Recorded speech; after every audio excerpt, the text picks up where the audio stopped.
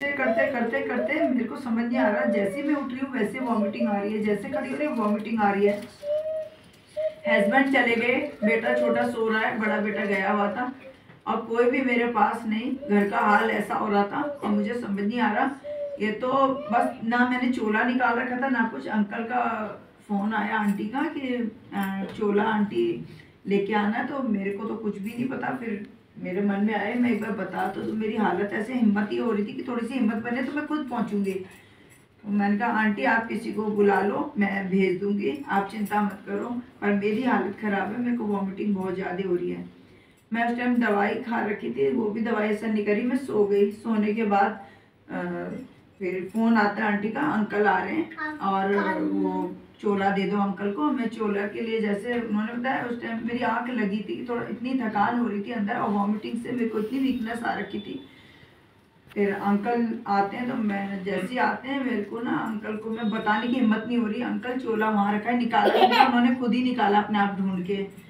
तो मेरे को बहुत उसी टाइम मेरे को इतनी तेज़ वॉमिटिंग आई, मैं वॉशरूम गई फटाफट, मेरे को इतनी तेज़ आई। मैंने कहा अंकल मेरे से बोला नहीं जा रहा, मेरी हालत ठीक नहीं है, आप वहाँ से चोला ले लो, यहाँ से सामान ले लो। अंकल कहते हैं आंटी आपकी हालत तो ठीक नहीं है, आपको हॉस्पिटल लेके चलते हैं। मैंने कहा अंकल मुझे नहीं समझ आ रहा, ये गुरुजी ने भेजा है अंकल को। चोला तो कोई भी लेके जा सकता था, बहुत संगत है, पर गुरुजी ने मेरे को हॉस्पिटल पहुंचाना था। मैं हॉस्पिटल गई, अंकल लेकर गए मेरे को, और चोला सब सामान गाड़ी में हमारे साथ साथ था। और उन्होंने बोला एडमिट करना पड़ेगा इसको। मैंने कहा मैं एडमिट नहीं होना चाहती हूँ, मेरे को इंजेक्शन दे दो कोई भी, बस मैं ठीक हो जाऊँ, इससे मुझे आराम है, मेरे को वॉमिटिंग बंद हो जाए। उन्होंने इंजेक्शन दे दिया, दवाइयाँ दे दी। उसके बाद संगत जी बस गुरुजी बस यहाँ का हुक्म दिया, मैं यहाँ चल के आई। जब मैं आई वहाँ पे अंदर लेटी रही, मेरी बहुत गुरुजी का शुक्राना कि इतना प्यार इतनी सेवा मेरे लिए भी इन्होंने सबने करी कि मेरे को कोई चाय प्रसाद बना रहा है, कोई मेरे को खिचड़ी बना के दे रहा है, कोई मुझे कुछ दे रहा है। मैंने कहा मैं थोड़ी देर रेस्ट करूँ, जैसे मेरी आंख लग रही थी, 1:30 बज रहा था, मैंने कहा चोला लगा नहीं लगा, तो उस टाइम पता नहीं था। मैं जैसी उठी मैंने गुरुजी का चोला भी लगाया, फिर जाके मैं लेटी। जैसे गुरुजी ने जो सेवा दी, शुक्राना गुरुजी के, अब मैं आपके सामने खड़ी हूँ और ये गुरुजी का शुक्राना जो मैं इतनी आरती और सेवा और ये जो मैं अपना सत्संग शेयर कर रही हूँ, वो आज गुरुजी ने हिम्मत दी है। शुक्राना गुरुजी, बहुत बहुत शुक्राना। जय गुरुजी। से जोड़े रखना गुरुजी, कोई भूल हो तो माफ़ करना गुरुजी।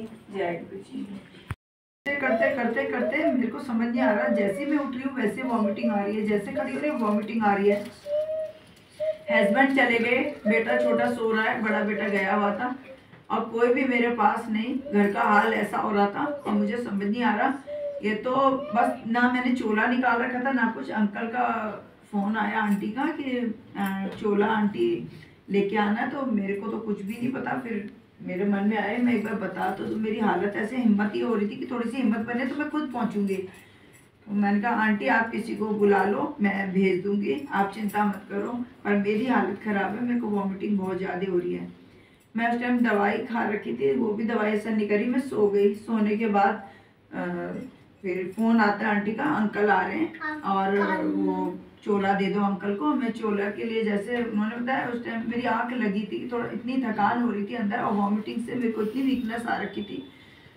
फिर अंकल आते हैं तो मैं जैसे ही आते हैं मेरे को ना अंकल को मैं बताने की हिम्मत नहीं हो रही, अंकल चोला वहाँ रखा है निकाला है। उन्होंने खुद ही निकाला अपने आप ढूंढ के।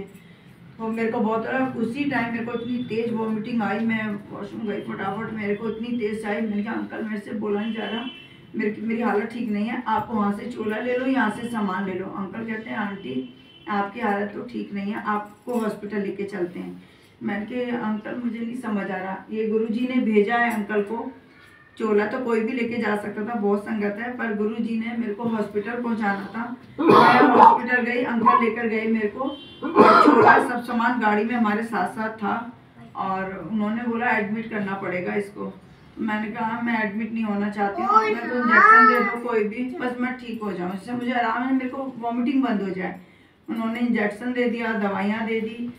उसके बाद संगत जी बस गुरुजी बस यहाँ का हुक्म दिया, मैं यहाँ चल के आई। जब मैं आई वहाँ पे अंदर लेटी रही, मेरी बहुत गुरुजी का शुक्राना कि इतना प्यार इतनी सेवा मेरे लिए भी इन्होंने सबने करी कि मेरे को कोई चाय प्रसाद बना रहा है, कोई मेरे को खिचड़ी बना के दे रहा है, कोई मुझे कुछ दे रहा है। मैंने कहा मैं थोड़ी देर रेस्ट करूँ। जैसे मेरी आंख लग रही थी, 1:30 बज रहा था, मैंने कहा चोला लगाने लगा, तो उसने पता नहीं था, मैं जैसी उठी मैंने गुरुजी का चोला भी लगाया, फिर जाके मैं लेटी। जैसे गुरुजी ने जो सेवा दी, शुक्राना गुरुजी के, अब मैं आपके सामने खड़ी हूँ और ये गुरुजी का शुक्राना जो मैं इतनी आरती और सेवा और ये जो मैं अपना सत्संग शेयर कर रही हूँ, वो आज गुरुजी ने हिम्मत दी है।